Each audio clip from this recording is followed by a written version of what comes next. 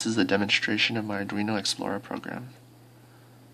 What it does is that if you were to move the joystick, the color and the intensity of the LED changes based on the joystick position. So moving left and right makes blue to appear.